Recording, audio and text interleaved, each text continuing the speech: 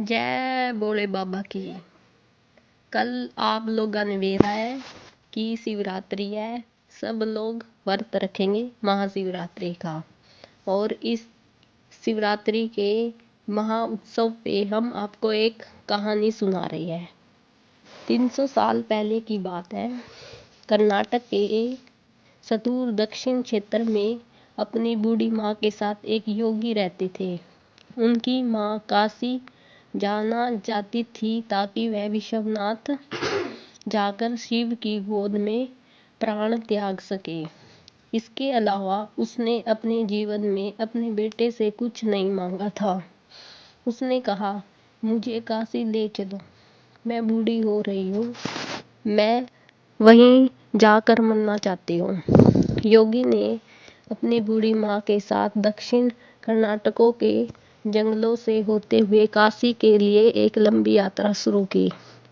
वृद्ध होने के कारण उनकी माँ का स्वास्थ्य बिगड़ गया, तो उन्होंने माँ को कंधे पर उठा लिया और जाहिर तौर पर कुछ समय पश्चात वह कमजोर महसूस करने लगी। उसके पास शिव से याचना करने के बजाय और कोई चारा नहीं था। उन्होंने याचना की, हे शिव, मुझे मेरे इस प्रयास में विफल मत होने देना। बस यही एक चीज है जो मेरे माँ ने मुझसे मांगा है। कृपया मुझे इसे पूरा करने दे। मैं इन्हें काशी ले जाना चाहता हूँ। हम वहाँ सिर्फ आपके लिए ही जा रहे हैं। कृपया मुझे। तब जैसे ही उन्होंने चलना शुरू किया तो पीछे से एक घंटी की आवाज़ सुनाई दी, जैसे कोई बैलगाड़ी आ रही हो। उन्हें धुंध से उभरती हुई एक बैलगाड़ी दिखाई दी, जिसे एक बैल खींच रहा था, जो थोड़ा अजीब सा था, क्योंकि एक बैल वाली बैलगाड़ी छोटे रास्तों के लिए होती है।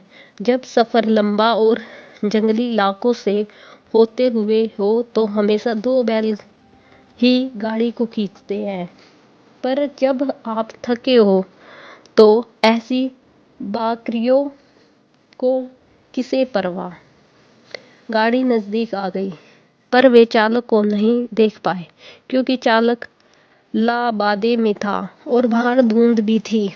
मेरी माँ बीमार है, क्या आप खाली गाड़ी में यात्रा कर सकते हैं? उन्होंने कहा। अंदर बैठे व्यक्ति से सिर हिला के कहा, हाँ।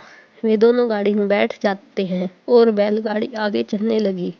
कुछ समय बाद योगी का ध्यान इस ओर गया कि जंगली रास्ता होने के बावजूद भी बैलगाड़ी बहुत आसानी से आगे बढ़ रही थी। तब उन्होंने नीचे देखा और पाया कि पहिया घूम ही नहीं रहा। वे रुके हुए थे, पर बैलगाड़ी आगे बढ़ रही थी। तब उन्होंने बैल की तरफ देखा और पाया कि बैल बैठा हुआ था, पर बैलगाड़ी चल रही थी।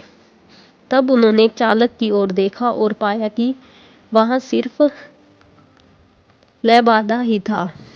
उसने अपनी माँ की ओर देखा और माँ ने कहा, अरे पागल, हम पहुंच गए, अब कहीं और जाने की जरूरत नहीं, यही वो जगह है, आप मुझे जाने दो।